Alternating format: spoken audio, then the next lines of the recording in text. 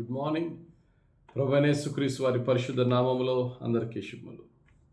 ఈరోజు మన అనుదిన ఆత్మీయ ఆహారంగా క్రైస్తవులంగా చెప్పుకుంటున్న మనము నిజముగా క్రీస్తుకి ప్రీతికరంగా వాక్యానుసారంగా జీవిస్తున్నామా లేదా? క్రైస్తవులు అని చెప్పుకొని వాక్యానుసారంగా జీవించుట కంటే జీవించకపోవట కంటే క్రైస్తవులు అని చెప్పుకుంటూ వాక్యానుసారంగా నడవకపోతే అన్యజనులయుండి నీతి మార్గంలో నడుస్తున్న వారు చాలా బెటర్. క్రైస్తవులయుండి వాక్యానుసారంగా నడవకుండా పేరుకి మాత్రమే క్రైస్తవులుగా ఉన్న వారికి దీవెనలు రావు కదా, శాపాలు వస్తాయి. ఒక ఉదాహరణ చెప్తాను. ఇశ్రాయేలీలు దేవునికి విరోధంగా ఉన్నప్పుడు 3.5 సంవత్సరాలు ఇశ్రాయేలు దేశంలో వర్షం లేదు. 6 నెలలు వర్షం రాకపోతే మన దేశం లిటరల్గా అడుక్కు తినే పరిస్థితి దిగజారిపోతాం. 3.5 సంవత్సరాల పరిస్థితి ఆలోచించండి. అటువంటి టైంలో ఇశ్రాయేల్కి చాలా ఇబ్బందికరంగా ఉంటున్న సమయంలో, ఆకలి చావులు ఉన్న సమయంలో దేవుడు ఆయన సేవకుడని ఏలీయాని పోషిస్తున్నాడు.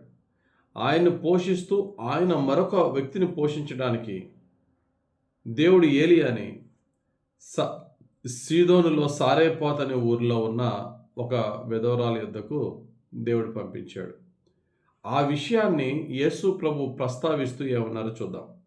లూకా సువార్త 4వ అధ్యాయం 25వ వచనం నుండి, ఏలియా దినముల యందు 3 ఏండ్లు 6 నెలలు ఆకాశం మూయబడి దేశమందంతటను గొప్ప కరువు సంభవించినప్పుడు ఇశ్రాయేలీలో అనేక మంది విధవరాండ్రు నుండినను ఏలియా సీదోనులోని సారేపోతను ఊరిలో ఉన్న ఒక విధవరాలి యొద్దకే గాని మరి ఎవరి యొద్దకునూ పంపబడలేదే.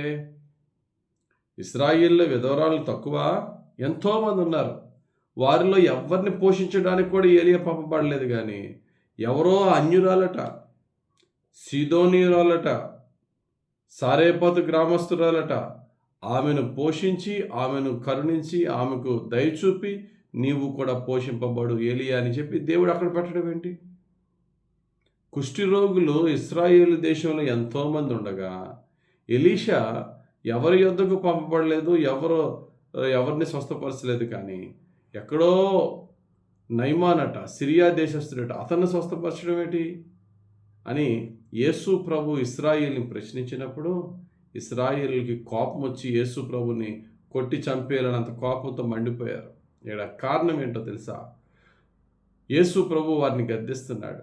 యూదులమని చెప్పుకుంటూ వాక్యానుసారంగా నడవని యూదులే కాదంటున్నాడు.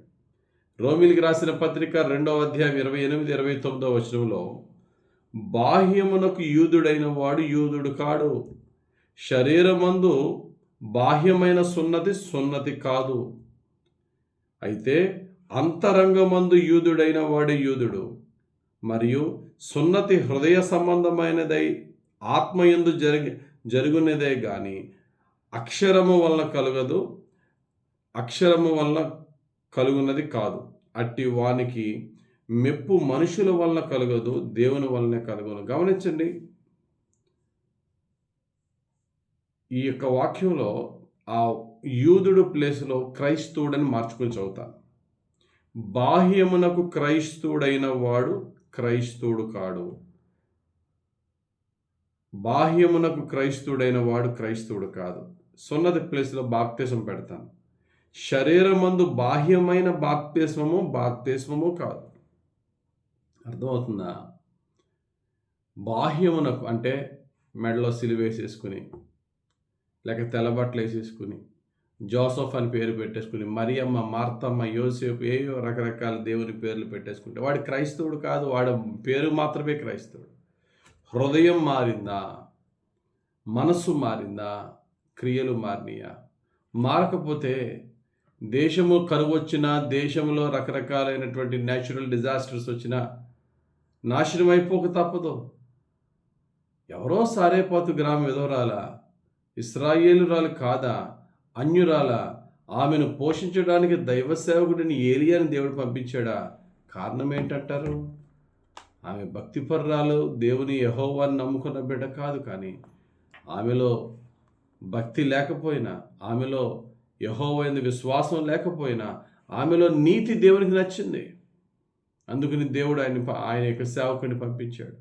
ఈరోజుని దేవుడు చెప్తున్నాడు నీతో నాతో, పైకి క్రైస్తవ్యం కాదు, హృదయాంతరంగాన్ని చూచే దేవుడు మన దేవుడు, పై రూపాన్ని చూచేవాడు కాడు.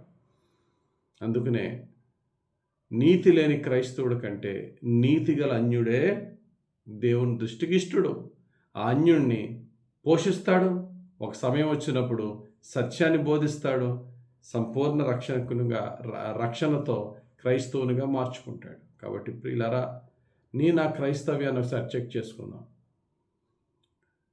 పేరుకి క్రైస్తవ్యాన్ని ఆచరించేవారుగా హోలీ కమ్యూనియన్లో పాల్గొంటూ ప్రార్థనలు చేసుకుంటూ ఈ పైకి కనబడే క్రియలన్నీ చేస్తూ హృదయం ఇంకా అపవిత్రతతో నిండి ఉంటూ రహస్య జీవితంలో ఇంకా చేయకూడదు చేస్తూ ఉంటే వాడి జీవితము నరకానికి వెళ్ళిపోయేంత వరకు వాడు మేలుకోడు.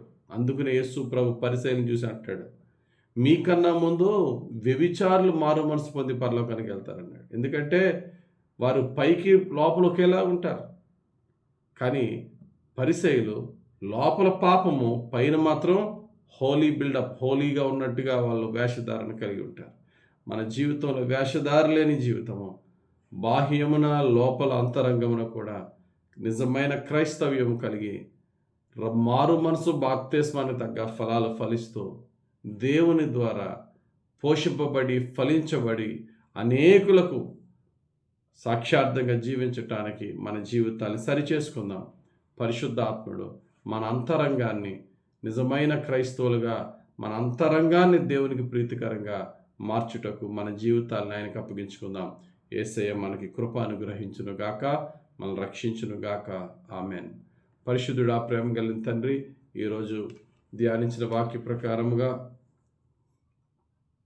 ఆనాడు ఇశ్రాయేలీయులను ఛాలెంజ్ చేసావు యేసయ్య.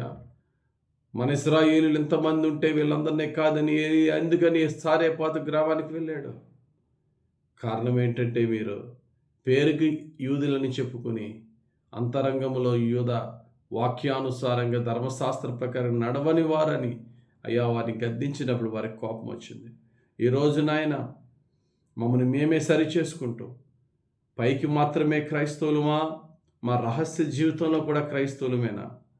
నా దేవుడు పై రూపాన్ని మాత్రమే చూచేవాడు కాడు, నా హృదయాంతరంగాన్ని చూచేవాడని తెలుసుకుని అయ్యా హృదయసున్నతి, అయ్యా హృదయంలో సంపూర్ణమైనటువంటి మారు మనసు రక్షణ మాకు దయచేయమని, బాప్తిస్మానికి తగ్గ ఫలాలు ఫలించే భాగ్యం దయచేయమని, అంతరంగంలోనైనా నిజమైన క్రైస్తవ జీవితం కలిగి జీవించే జీవితం మాకు, మా కుటుంబాలకు దయచేయమని యేసుక్రీస్తు వారి పరిశుద్ధ నామములో మమ్మల్ని అందరినూ నీ పాదాలకు అప్పగించుకుని వేడుకొనిచున్నాము తండ్రి. ఆమెన్. తండ్రి యొక్కయు కుమారుని యొక్కయు పరిశుద్ధాత్మ దిన అభిషేకం మనకి తోడుండి నిజ క్రైస్తవ్యములోనికి అంతరంగముగాను బాహ్యముగాను క్రీస్తుకు మహిమార్థంగా పరిశుద్ధాత్ముడు మనల్ని జీవింపజేయునుగాక. Amen. God bless you. Have a very blessed day.